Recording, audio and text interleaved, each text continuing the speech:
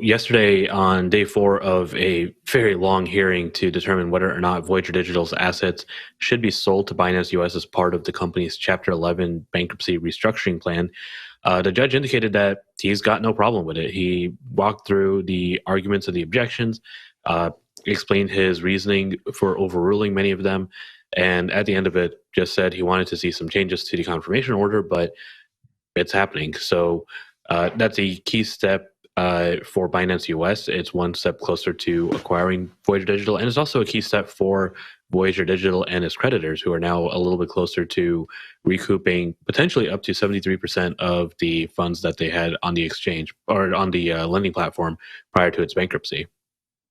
Now, do we know if they can, will the SEC, or do we have any sense whether or not the SEC can challenge it if, it goes through? I mean, is there anything they can do after that, or is it just going to be too late?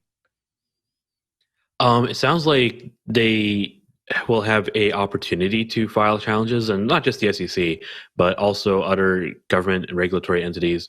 The U.S. Trustee's Office, for example, had a number of objections as well.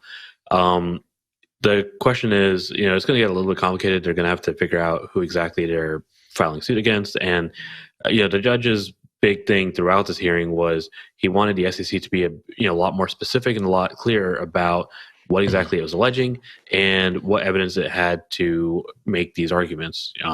Just for example, yesterday he said that the SEC had alleged VGX might be a securities offering, but based on the evidence provided through the 4 days of the hearing, the judge said that if he had to litigate that, he would rule that the transactions were proper and not securities transactions. So, it's big step for the SEC to take. They're going to have to provide a lot more information before I think they get to that point.